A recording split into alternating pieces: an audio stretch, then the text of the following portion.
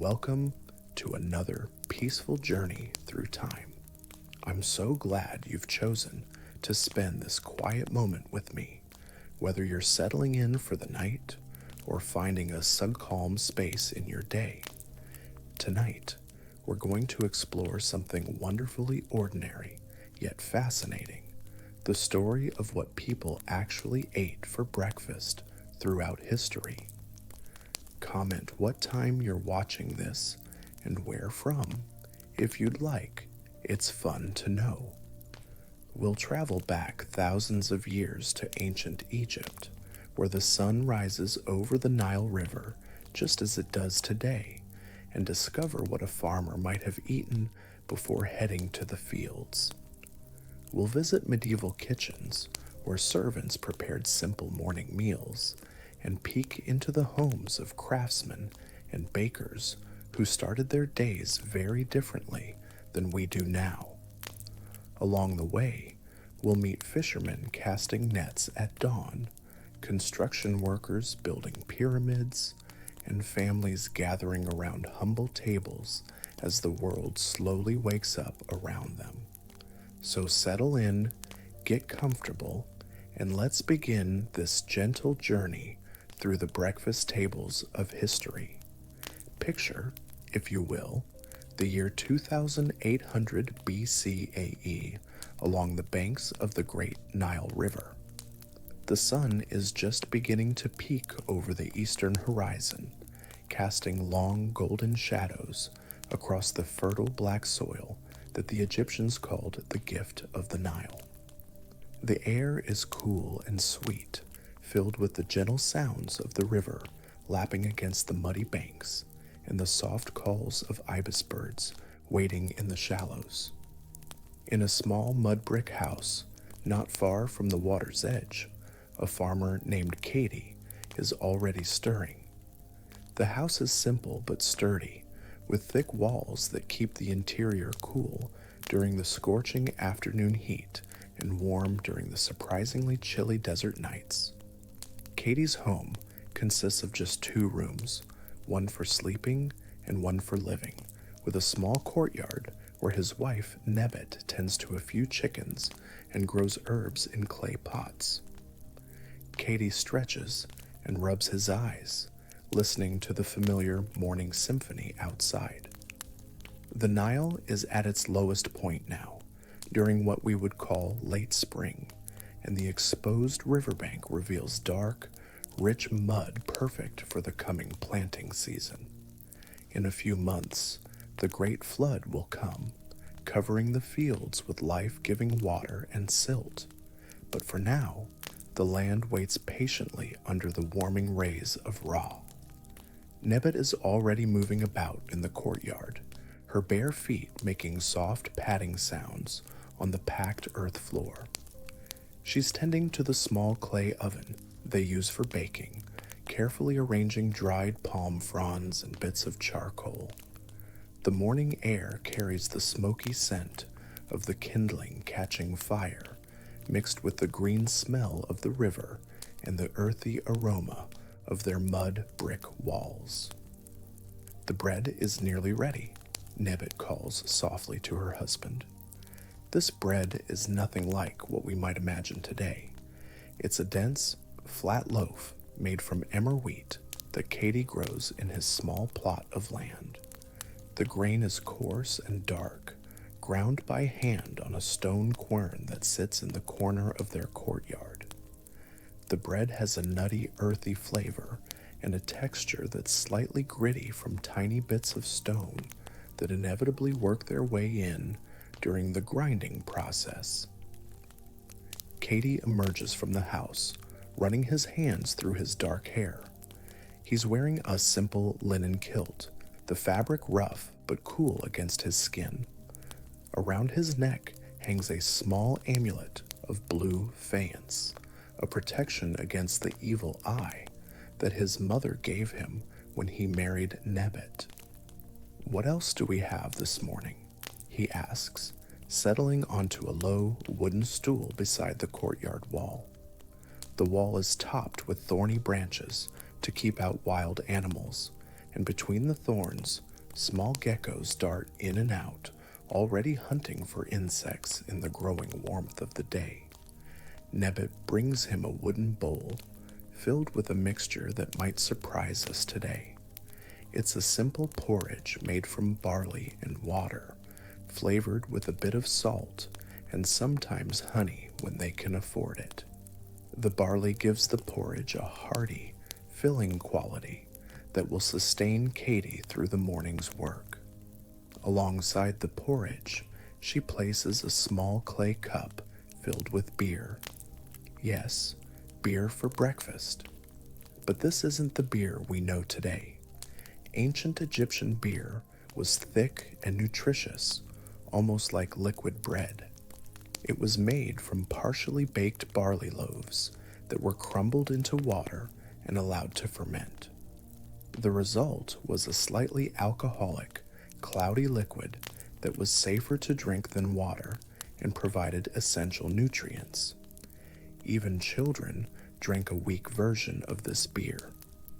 The beer tastes mildly sweet and yeasty, with a texture that's somewhere between a smoothie and a thin porridge. It's cloudy and brownish, and Katy drinks it slowly, savoring the way it warms his stomach and gives him energy for the day ahead. As they eat, the sun climbs higher, and the sounds of the village begin to stir around them. In the distance, they can hear the gentle lowing of cattle being led to pasture, the splash of someone filling water jars at the river, and the rhythmic thump of grain being pounded in mortars. I saw date palms flowering yesterday near the old temple, Nebbit mentions between bites of bread. Perhaps in a few months, we'll have fresh dates again. The thought makes Katy smile. Fresh dates are one of life's great pleasures, sweet and chewy, perfect for adding to their morning meal or eating as they work in the fields. After finishing his porridge and beer, Katy stands and stretches again. The sun is now fully above the horizon, painting the sky in shades of orange and pink that reflect beautifully in the still waters of the Nile. A flock of white egrets takes flight from the papyrus reeds along the bank, their wings catching the early light like pieces of moving cloud. The fields won't tend themselves, he says with a gentle laugh, picking up his wooden hoe from where it leans against the courtyard wall.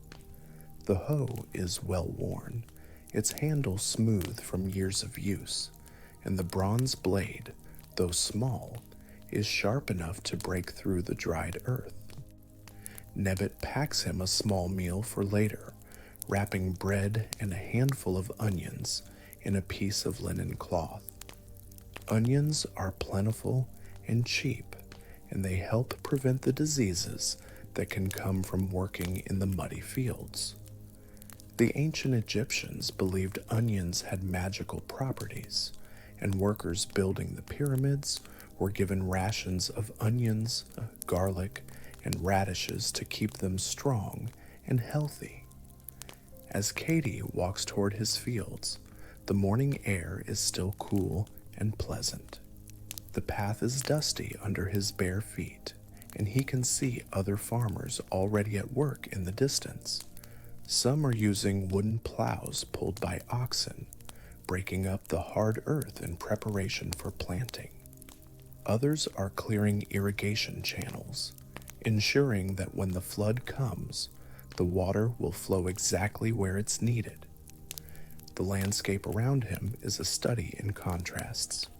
Along the river, everything is green and lush, with palm trees, acacias, and thick stands of papyrus reeds.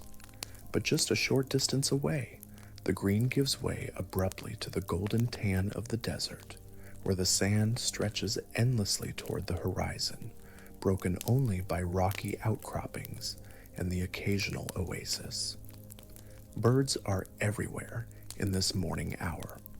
Hoopoes with their distinctive crested heads poke through the soil looking for insects. Sacred ibis wade in the shallows, their long curved beaks perfectly designed for catching fish and frogs. High overhead, a kestrel circles lazily, riding the thermal currents that are just beginning to form as the earth warms. Now let's shift our view to a very different breakfast scene, but still along the same great river. In the city of Memphis, the bustling capital of the Old Kingdom, a young man named Seneb is beginning his day in circumstances quite different from Katie's simple farming life. Seneb is a scribe, one of the educated elite who can read and write the complex hieroglyphic script. He lives in a larger house made of mud brick and wood, with several rooms, a proper kitchen, and even a small garden with a fish pond. His breakfast reflects his higher social status and the advantages of city living. The morning sun streams through the high windows of Seneb's house, casting intricate patterns of light and shadow on the painted walls. The walls are decorated with scenes of daily life along the Nile, birds flying among papyrus reeds, fishermen casting nets, and farmers harvesting grain. The paintings are done in the distinctive Egyptian style, with figures shown in profile and colors that seem to glow even in the soft morning light. Seneb's wife, Hathor, has prepared a more elaborate breakfast than what Katie and Nebbit shared. There's still bread, of course, but this bread is made from finer flour and baked in different shapes. Some loaves are round and flat, others are long and twisted, and still others are shaped like animals or birds. The variety shows not just creativity, but also the abundance that comes with city life and a good income. Alongside the bread, Hathor has prepared a dish that would be familiar to us today, but might surprise us in this ancient context. She's made something very much like scrambled eggs, but from duck eggs rather than chicken eggs. The eggs are cooked in rendered goose fat in a shallow clay pan, and they're fluffy and rich, seasoned with salt and the herbs from their garden. The fisherman brought excellent catch yesterday, Hathor mentions, as she serves Seneb a portion of dried fish that's been soaked overnight to remove excess salt. The fish is from the Nile, probably mullet or catfish, and it's been preserved by salting and drying in the desert sun. It has a concentrated, intense flavor that pairs well with the mild taste of the eggs and bread. Seneb eats slowly, occasionally pausing to sip from a cup of milk. Yes, milk for breakfast, but not cow's milk, as we might expect. This is goat's milk, fresh and creamy, with a slightly tangy flavor that's quite pleasant when you're accustomed to it. Goats are easier to keep than cows in the Egyptian climate, and their milk is richer and more nutritious. As he eats, Seneb reviews the papyrus scrolls he'll be working on today. His job involves keeping records for a local temple, tracking donations, recording religious festivals, and maintaining the complex accounts that keep the temple running smoothly. The hieroglyphic script dances before his eyes, each symbol representing not just sounds, but entire concepts and ideas. The morning light in Memphis is different from the rural quiet that Katie experiences. Here, the city is already bustling with activity. Street vendors are calling out their wares, offering fresh fish from the night's catch, bread still warm from the ovens, and vegetables grown in the fertile fields surrounding the city. The sound of hammering rings out from craftsmen's workshops, and the air is filled with the sense of cooking food, incense from nearby temples, and the ever-present smell of the Nile. From Seneb's window, He can see the great harbor where boats of all sizes are already busy. Small fishing boats made of papyrus reeds drift near the shore, their owners checking nets and traps set the night before. Larger wooden vessels, some with elaborate painted eyes on their prows to help them see their way along the river, are loading and unloading cargo. There are boats carrying stone from the quarries upstream, others loaded with grain heading to storage facilities, and passenger boats ferrying people across the wide river. After finishing his breakfast, Seneb takes a moment to step into his garden. It's a small oasis of green in the busy city, with carefully tended beds of lettuce, onions, and herbs. A small fish pond reflects the morning sky, and lotus flowers float on its surface, their pink and white petals just beginning to open with the warming day. Date palms provide shade, and their fronds rustle softly in the gentle breeze that comes off the river. The garden is also home to several cats, descendants of the wild African cats that the Egyptians were among the first to domesticate. These cats are not just pets, but working members of the household, keeping the grain stores free of mice and rats. One particularly elegant tabby cat approaches Seneb, weaving around his legs and purring softly. Cats were sacred to the Egyptians, associated with the goddess Bastet, and they were treated with respect and affection. Let's move forward in time now, jumping ahead about 3,000 years to medieval England, around the year 1200 CE. The setting is dramatically different, but the fundamental human need for a morning meal remains the same. We find ourselves in the countryside, near what is now the city of York, in a small village where the morning mist still clings to the fields, and the air carries the scent of wood smoke and damp earth. The landscape here is green and rolling, with small fields separated by hedgerows and patches of ancient forest.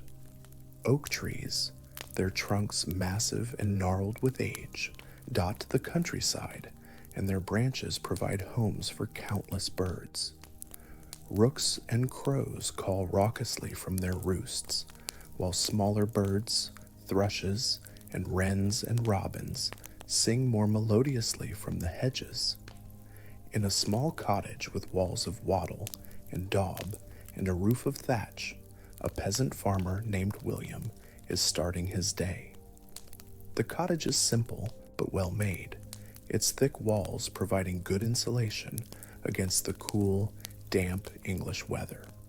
The floor is packed earth, covered with rushes, and a small fire burns in the central hearth, filling the single room with warmth and the smell of wood smoke. William's breakfast is simple but filling. His wife, Margaret, has prepared a thick porridge made from oats grown in their own small plot of land.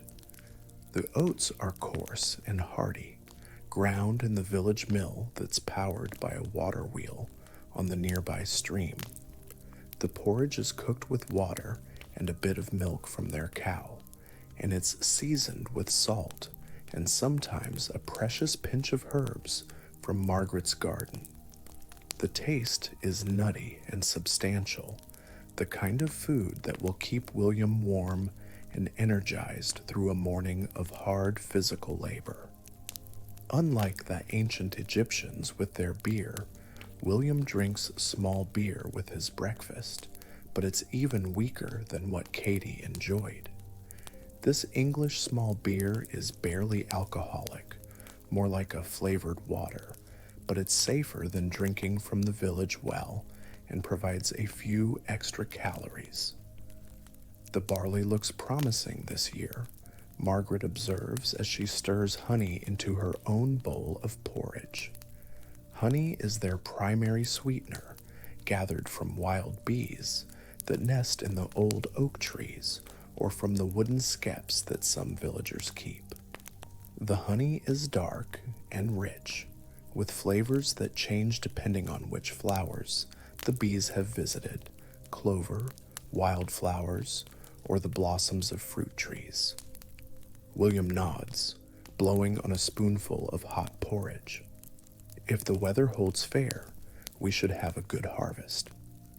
The weather is always a primary concern for people whose lives depend directly on what they can grow. Too much rain can rot the grain in the fields, while too little can leave the crops withered and useless. Alongside his porridge, William eats a chunk of dark bread made from a mixture of rye and barley. This bread is dense and chewy, with a slightly sour flavor from the natural fermentation process. It's quite different from modern bread, much heavier and more filling, designed to provide maximum nutrition and energy. The crust is thick and hard, requiring strong teeth and patient chewing. The cottage door is open to let in the fresh morning air, and through it, William can see the village coming to life. Smoke rises from other chimneys as families prepare their morning meals. A rooster crows from somewhere nearby, and the sound is answered by others throughout the village. The church bell rings once, calling the villagers to morning prayers, its deep bronze tone carrying across the fields and echoing off the hills. As he finishes his breakfast, William can hear the lowing of cattle being driven to pasture. The village cowherd, a young boy named Tom, is responsible for taking all the village cattle to the common pasture each morning and bringing them back each evening. It's a position of responsibility for someone so young, and Tom takes it seriously, using a long stick to guide the animals and calling to them in a voice that's half song, half command. Margaret packs William a midday meal in a cloth bundle, bread and cheese, and perhaps a small piece of salt pork if they're fortunate. The cheese is made from their cow's milk, aged in the cool cellar beneath their cottage. It's a hard cheese, pale yellow and sharp tasting, that will keep well even in warm weather. Before leaving for the fields, William steps outside to check on their small garden. Medieval peasants were skilled gardeners by necessity, growing much of their own food in small plots around their cottages. Margaret has planted onions, leeks, cabbage, and herbs like parsley and sage. There are also fruit trees, apple and pear, that will provide fresh fruit in autumn and dried fruit through the winter months. The morning air is cool and moist, typical of the English climate. Dew covers everything in tiny droplets that catch the early light like scattered jewels. The grass is impossibly green, that vibrant color that seems unique to the British Isles, and the hedgerows are alive with small birds searching for insects and berries. In the distance, William can see the manor house where the local lord lives. It's a stone building, much larger and more impressive than the village cottages, with several chimneys sending smoke into the morning air. The Lord's breakfast will be quite different from William's simple porridge and bread, but we'll explore that in a moment. William shoulders his wooden spade and heads toward the fields. The village operates on a 3-field system, with one field planted with winter grain like wheat or rye, another with spring grain like oats or barley, and the third left fallow to recover its fertility. William has strips of land in each field, scattered throughout the village's holdings, ensuring that everyone gets a fair share of both good and poor soil. As he walks, he passes other villagers beginning their day's work. There's the blacksmith already firing up his forge, the bright orange glow visible through the open door of his workshop. The rhythmic ringing of hammer on anvil will soon join the morning's symphony of sounds. There's the miller, checking the water levels in the stream that powers his mill, and the baker, whose oven has been heating since before dawn to provide fresh bread for those who can afford to buy it, rather than bake their own. Now let's visit that manor house William could see in the distance and observe a very different kind of medieval breakfast. Sir Robert de Clare is the local lord, holder of lands granted to him by the king in exchange for military service.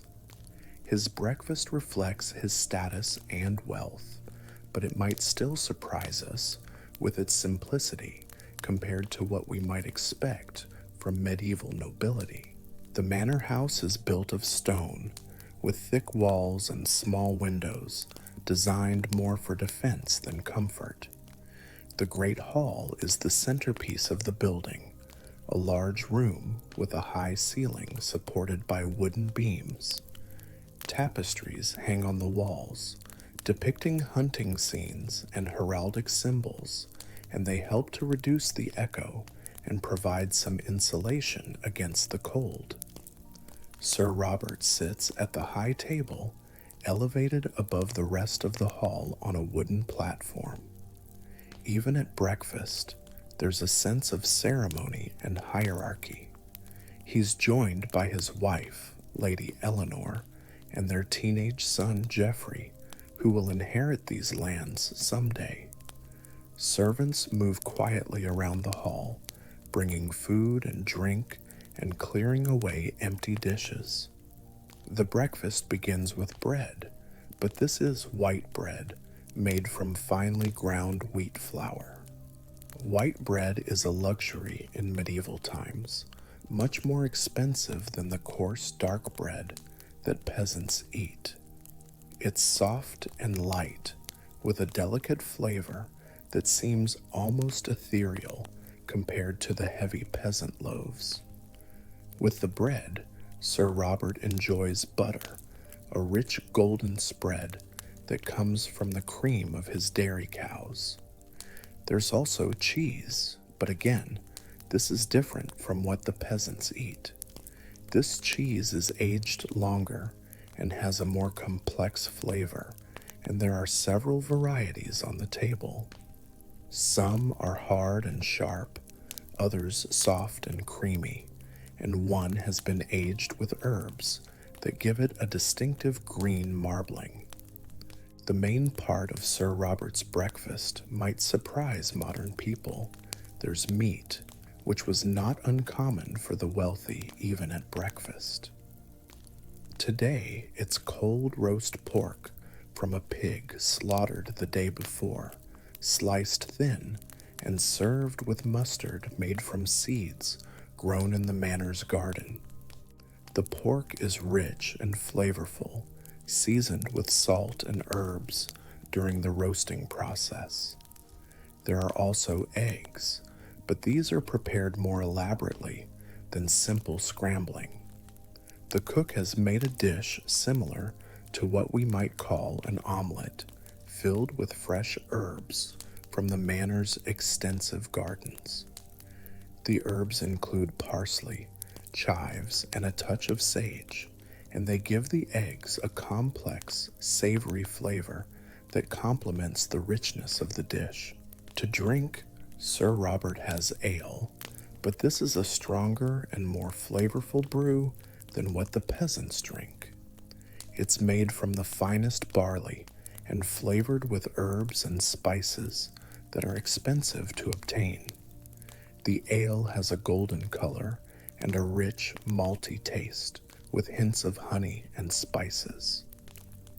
Lady Eleanor prefers wine with her breakfast, a luxury that comes from the continent and costs a considerable sum to transport and store.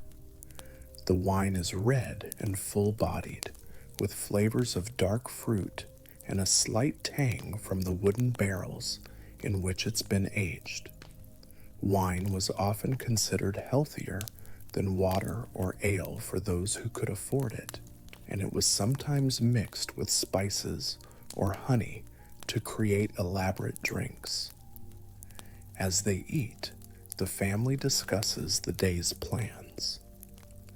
Sir Robert will meet with his steward to review the accounts from his various holdings. There are rents to collect, disputes to settle, and plans to make for the upcoming harvest. Geoffrey will practice his swordsmanship with the master at arms, an essential skill for a young nobleman who will be expected to serve as a knight. Lady Eleanor will oversee the household servants and check on the progress of various domestic projects. Medieval noble women were essentially managers of complex households, responsible for everything from food storage to textile production to the education of children and young servants. The sounds of the manor house awakening create their own morning symphony. In the kitchens, servants are preparing food for the day's meals, and the sounds of chopping, stirring, and the crackle of fires fill the air. In the stables, horses whinny and stamp as grooms prepare them for the day's activities. From the workshops come the sounds of craftsmen at work, carpenters, metal workers, and textile workers who produce much of what the manor needs. Through the windows of the great hall, Sir Robert can see his lands stretching away toward the horizon. There are fields where peasants like William are already at work, pastures where cattle and sheep graze, and patches of forest that provide timber, game, and fuel. It's a self-contained world, largely independent of outside trade, except for luxuries like wine and spices. The morning light streams through the tall windows, illuminating the tapestries and casting colored shadows on the stone floor. Dust motes dance in the sunbeams, and the air smells of wood smoke, cooking food, and the lavender that Lady Eleanor has had scattered among the rushes on the floor. Let's travel forward in time again to the bustling streets of 16th century London, where a very different breakfast culture is emerging. The year is 1580, during the reign of Queen Elizabeth I, and England is experiencing a period of prosperity and cultural flowering that will later be called the Elizabethan Age. In a comfortable house on a side street near the Thames, a merchant named Thomas Whitmore is beginning his day.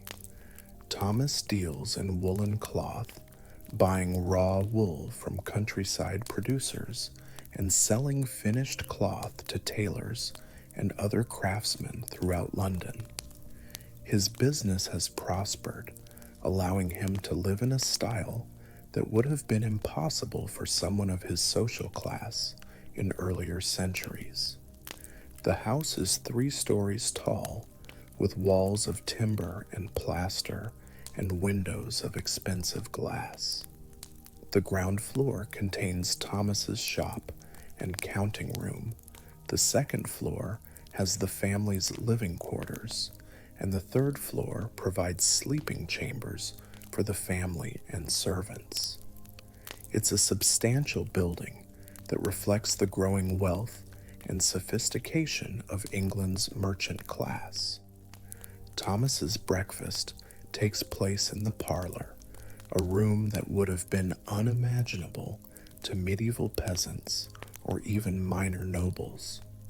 The walls are paneled in oak, and the furniture is well made and comfortable. There's a large table, chairs with cushions, and a sideboard where food is displayed before serving. Portraits of family members hang on the walls, and there are books, still a luxury, but becoming more common, displayed on wooden shelves.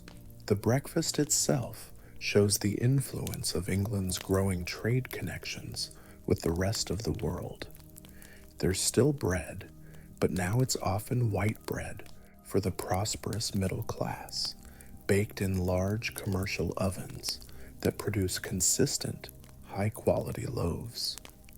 Thomas enjoys his bread with butter and jam made from strawberries grown in his own garden. But there are new additions to the English breakfast table. Thomas drinks a hot beverage that would have been unknown to earlier generations. Small beer warmed with spices, or sometimes even coffee, though coffee is still exotic and expensive.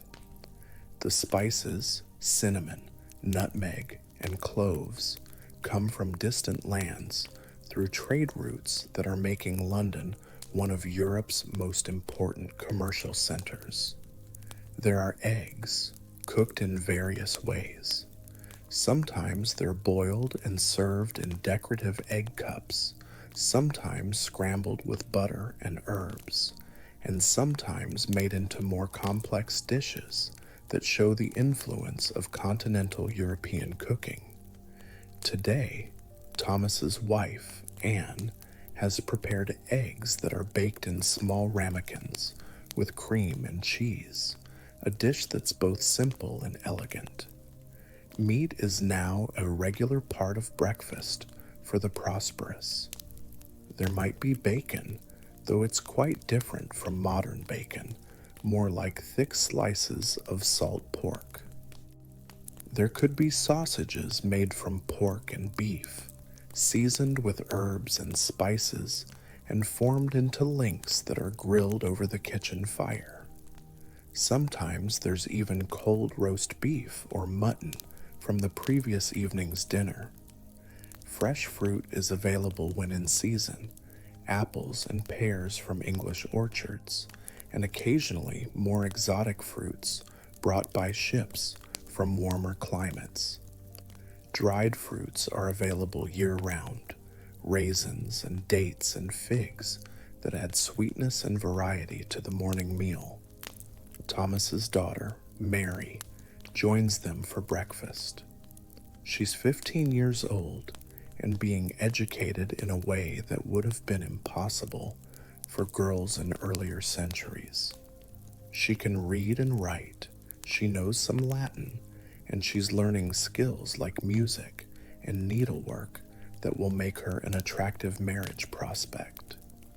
Her breakfast includes many of the same foods as her parents, but she also enjoys sweet treats like marchpane, an almond paste confection that's flavored with rose water and formed into decorative shapes.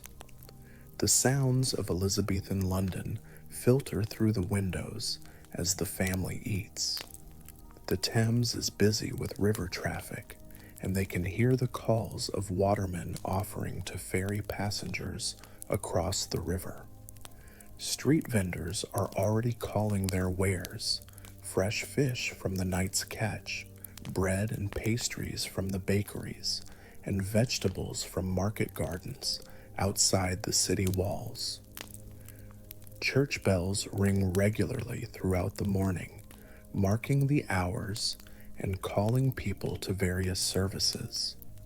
London has dozens of churches, and their bells create a constant musical backdrop to daily life. The sound carries across the city, echoing off the tightly packed buildings and mixing with the human sounds of commerce and conversation. After breakfast, Thomas will walk to his shop to begin the day's business. London is a walking city, with most people living close to their work, and the streets are busy with pedestrians, street vendors, and the occasional horse-drawn cart. The air smells of wood smoke from countless chimneys, cooking food from street vendors and private kitchens, and the Thames, which serves as both highway and sewer for the growing city. Anne will oversee the household servants and perhaps visit the local market to purchase food for the day's meals. Elizabethan housewives, especially those with the means to employ servants, had complex responsibilities managing their households, supervising food preparation, overseeing the education of children, and maintaining the family's social connections. Mary will spend her morning with her tutor, studying Latin and mathematics, or perhaps working on an elaborate piece of embroidery that will demonstrate her skill with a needle. Education for girls is becoming more common among the merchant class, though it's still far from universal.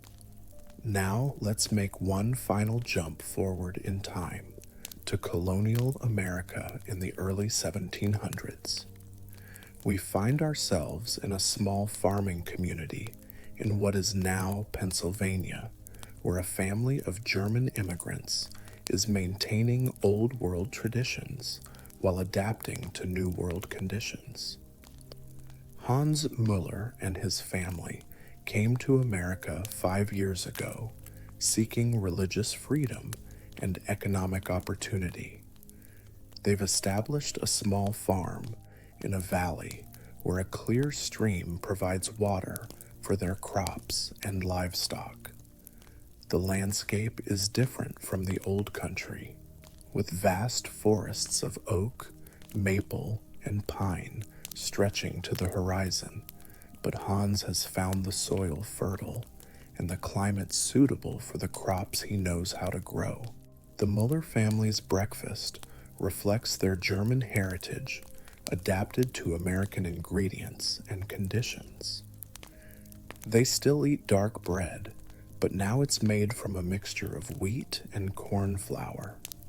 Corn was unknown in Europe, but Native Americans taught the colonists how to grow and use it, and it has become a staple crop that can be grown reliably even in poor soil. The bread has a different texture and flavor than what Hans remembers from Germany, slightly sweeter from the corn, and with a distinctive yellow color. It's still hearty and filling, perfect for people who will spend their day in physical labor, but it represents the kind of adaptation that characterizes colonial life. With the bread, the family eats butter churned from the milk of their own cows, and often honey or maple syrup as sweeteners. Maple syrup is another New World discovery, learned from Native Americans who showed the colonists how to tap maple trees in early spring and boil down the sap into sweet syrup. It has a complex, woodsy flavor quite different from the honey or sugar the family knew in Europe. There are eggs from their chickens, cooked simply in the large iron skillet that hangs over the kitchen fire. The eggs are scrambled with a bit of butter and salt, sometimes with wild onions or other herbs that Hans's wife, Greta, gathers from the woods around their farm. Meat is available, but not abundant. There might be bacon from their own pig, slaughtered in the fall and preserved through the winter with salt and smoking. Or there could be dried venison, obtained by trading with Native Americans or from Hans's own hunting expeditions into the surrounding forests. The venison is lean and flavorful, quite different from the beef or pork that dominated European diets. To drink, the family has milk from their cows, fresh and creamy, or sometimes cider made from apples that grow wild throughout the region. Apple trees were brought by earlier colonists, and many have gone wild, creating orchards throughout the forest that provide fruit for anyone willing to gather it. The sounds of their colonial morning are quite different from the European sounds that Hans remembers. Instead of church bells and street vendors, There are the calls of unfamiliar birds, the rustle of wind through vast forests, and the sounds of wild animals, deer moving through the underbrush, squirrels chattering in the trees, and occasionally the howl of wolves in the distance. Hans's son, Johann, is now 16 and fully involved in the farm work. His breakfast needs to sustain him through a morning of clearing forest, plowing fields, or building the stone walls that will define their property boundaries. He eats heartily, consuming large portions of bread and whatever meat is available, and drinking plenty of milk to build the strength he'll need for heavy physical labor. Greta manages the household with skills learned in Germany but adapted to American conditions. She makes soap from wood ash and animal fat, preserves meat by smoking it over fires of hickory wood, and grows a garden that combines familiar European vegetables like cabbage and onions with New World crops like beans, squash, and corn. Their youngest child, Anna, is 8 years old and helps with lighter household tasks. Her breakfast is similar to the adults, but she often gets special treats like honey cakes or fruit when it's available. She's learning skills that will be essential for frontier life: how to milk cows, gather eggs, tend gardens, and preserve food for the long winters. After breakfast, the family begins the day's work. Hans and Johann head to the fields, where they're gradually expanding their cultivated land by cutting down trees and removing stumps. It's back-breaking work, but each acre they clear increases their ability to feed themselves and produce crops for sale in the growing colonial markets. Greta tends to the household tasks that keep the family fed, clothed, and healthy. She might spend the morning making bread for the next few days, churning butter, or working in her garden. Colonial women were skilled in dozens of crafts that are now almost forgotten, from making candles to spinning thread to preserving food without refrigeration. The landscape around their farm is breathtakingly beautiful, but also challenging. The forests are dense and dark, filled with trees of enormous size that dwarf anything in Europe. There are wild animals, some familiar like deer and rabbits, others strange and sometimes dangerous like bears and mountain lions. The streams run clear and cold, filled with fish that provide another source of protein for families willing to learn new fishing techniques. As we reach the end of our journey through breakfast history, it's worth reflecting on how much and how little has changed. The basic human need for a morning meal has remained constant, but the foods available, the methods of preparation, and the social contexts have varied enormously.